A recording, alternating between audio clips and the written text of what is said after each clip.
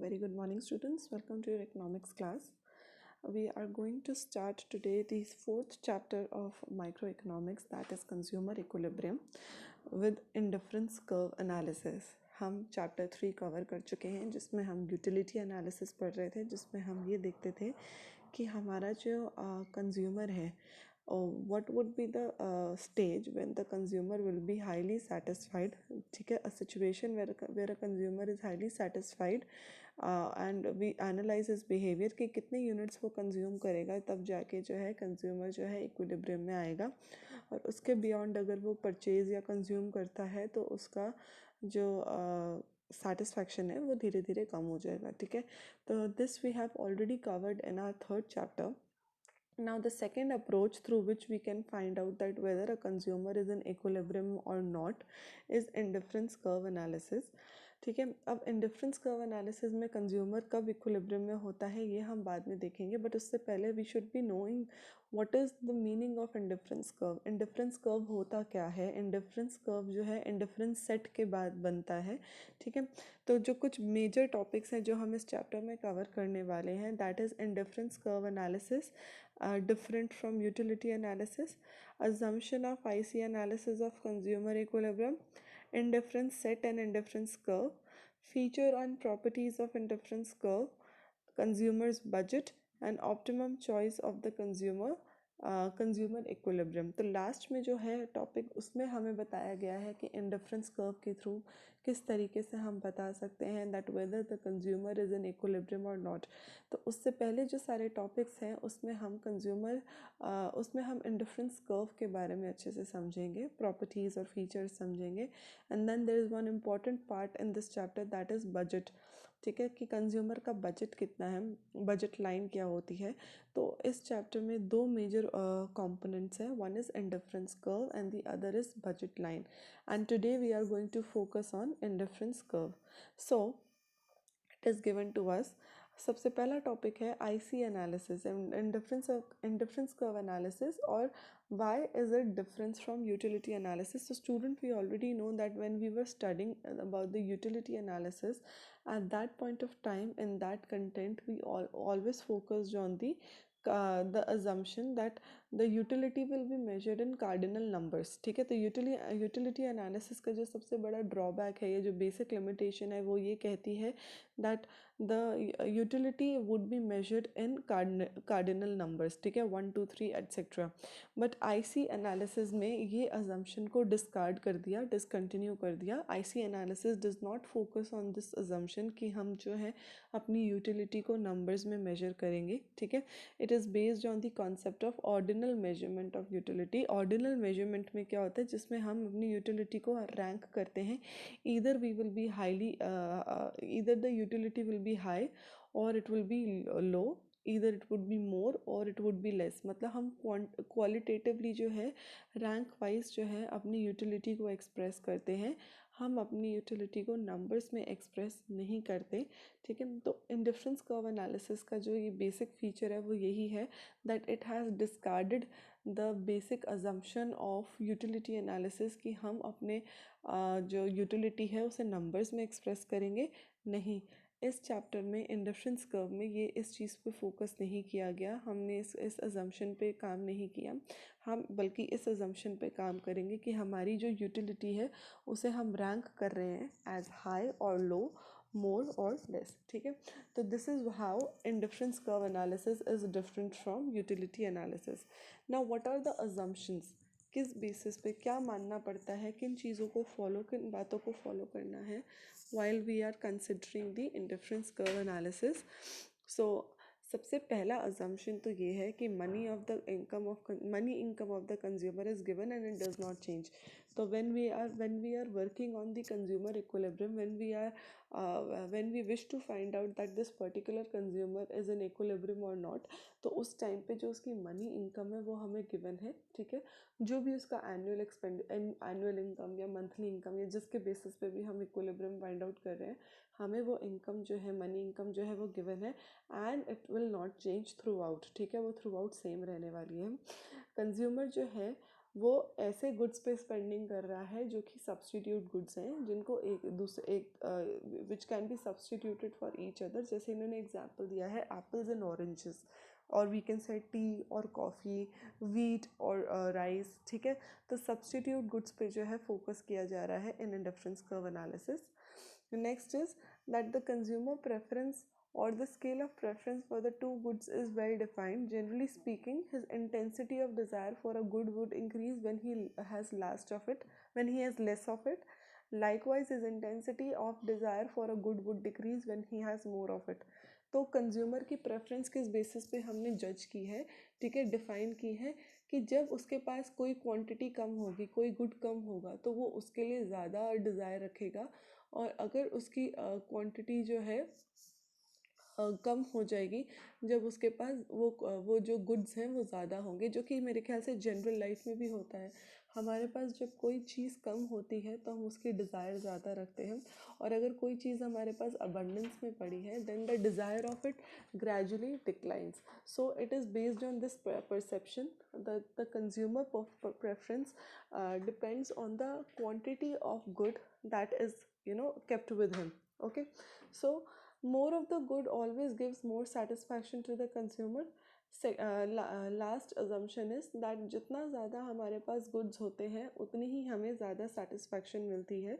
इसे हम monotonic preference for good भी कहते हैं। Now this question can be asked in 1 mark कि what is the monotonic preference of good? It means कि जितने ज़्यादा goods हैं हमारे पास, जितनी ज़्यादा quantity है हमारे पास, उतना ही हमें ज़्यादा सेटिस्फैक्शन है। तो यहाँ पर क्वांटिटी की बात हो रही है, that the more we have the more satisfied we are, ठीक है। Now this assumption is made to simplify the description of IC analysis. अब जब हम इंडिफरेंस कर्व के बारे में पढ़ेंगे, इंडिफरेंस सेट समझेंगे, तब जो है ये अजम्पशन आपको और अच्छे से क्लियर हो जाएगा, ठीक है। Now third topic is indifference set and indifference curve. ये जो टेबल हमने नीचे बनाया है, this tabular presentation is indifference set, और इसके बेसिस पे जब हम कर्व बनाएंगे, this is what indifference curve is. अब इसे समझ लेते हैं कि किस बेसिस पे हमने तैयार किया है, किस बेसिस पे बनाया है। Now consider a situation where a consumer is spending his given income across goods A and B, ठीक है। हम ये चीज़ ऑलरेडी पढ़ चुके हैं कि हमें इनकम जो है पता है कंज्यूमर की, और वो ऐसे दो गुड्स पे जो है स्पेंड कर रहा है इनकम जो कि सब्सटीट्यूट है। तो जैसे यहाँ पे आपने देखा होगा, यहाँ पे जो गुड्स लिए गए हैं वो एप्पल्स एंड ऑरेंजेस हैं, मतलब हमने फ्रूट्स की कैटेगरी में जो है गुड्स लिए हैं जिन्हें एक दूसरे के बदले सब्सटीट्यूट भी किया जा सकता है। In case if you don't have Apple you can have an orange, ठीक है, और if you don't have an orange you can take an apple. Now the situation is that we know the given income of this particular consumer, ठीक है, और वो दो goods पे जो है अपना पैसा खर्च कर रहा है, अपनी इनकम स्पेंड कर रहा है। एक है एप्पल और दूसरा है ऑरेंजेस, क्योंकि ये गुड्स जो हैं एक दूसरे के लिए सब्सटीट्यूट हो सकते हैं, ठीक है। Now this table is given, जिसमें हमने कॉम्बिनेशन शो किए हैं कि या तो वो अपनी इनकम जो है कॉम्बिनेशन ए पे लगाएगा। ए कॉम्बिनेशन क्या है कि उसने सिर्फ एक एप्पल ख़रीदा और बाकी के उसने 10 ऑरेंजेस खरीदे, या वो अपनी इनकम कॉम्बिनेशन बी पे लगाएगा कि उसने 2 एप्पल्स खरीद के ऑरेंजेस जो हैं कम कर दिए 7। सी the combination says that if he purchases 3 apples he can consume 5 oranges, and D combination states that if he consume 4 apple he can consume 4 oranges, ठीक है। अब ये पर्टिकुलर पॉसिबल कॉम्बिनेशंस है जिस पे वो अपनी इनकम जो है स्पेंड कर सकता है। अब ऑब्जर्वेशंस क्या कहती है, that combination A B C and D are specified by the consumer according to his scale of preference for the two goods, ठीक है। ये जो 4 कॉम्बिनेशंस हमें दिए हैं ये बेसिकली उसकी प्रेफरेंस है कि कंज्यूमर किस तरीके से इन दो पर्टिकुलर गुड्स को कंज्यूम करना चाहता है, उसकी प्रेफरेंस कैसे रहेगी। अगर वो 2 एप्पल लेता है तो उसको 7 ऑरेंजेस में ही विल बी सेटिस्फाइड, अगर वो 4 एप्पल्स लेता है तो he would be satisfied with 4 oranges, ठीक है। अब ये जो 4 कॉम्बिनेशंस है ना, ये चारों के चारों कॉम्बिनेशंस उसको सेम लेवल ऑफ सेटिस्फैक्शन दे रही हैं, ठीक है। तो in that term combination A is equal to B, combination B is equal to combination C, and combination C is equal to combination D. तो ये चारों पॉइंट्स जो हैं equal level of satisfaction yield कर रहे हैं। नाउ थर्ड पॉइंट, सिंस यहाँ पे कोई डिफरेंस नहीं है between combination A B and C and D, इसलिए जो है कंज्यूमर जो है he is indifferent across these combination. Indifferent मतलब कि उसको कोई फ़र्क नहीं पड़ता, कि उसकी कोई प्रेफरेंस ही नहीं है, सिंस ए बी और सी और डी चारों के चारों जो सेट्स हैं वो उसे इक्वल लेवल ऑफ सेटिस्फैक्शन दे रहे हैं, इसलिए ही इज़ इनडिफरेंट।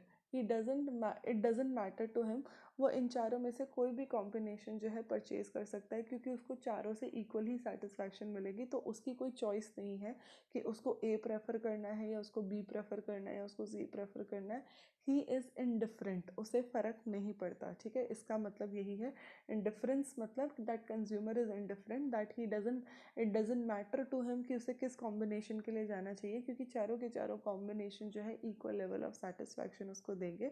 ठीक है, तो consumer is indifferent across these combination, और जब हम इन कॉम्बिनेशंस को ज्वाइन करते हैं then an indifference set is formed.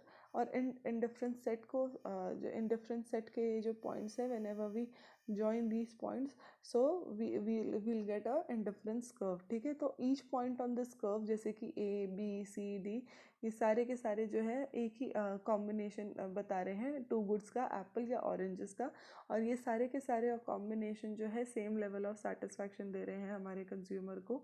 तो इससे इस कर्व को इंडिफरेंस कर्व कहा जाता है। I hope you have understood by now कि इंडिफरेंट सेट क्या है, इंडिफरेंस सेट क्या है और इंडिफरेंस कर्व क्या है, और इंडिफरेंस कर्व को इंडिफरेंस क्यों कहा जाता है। ठीक है, why it is said that the consumer is indifferent.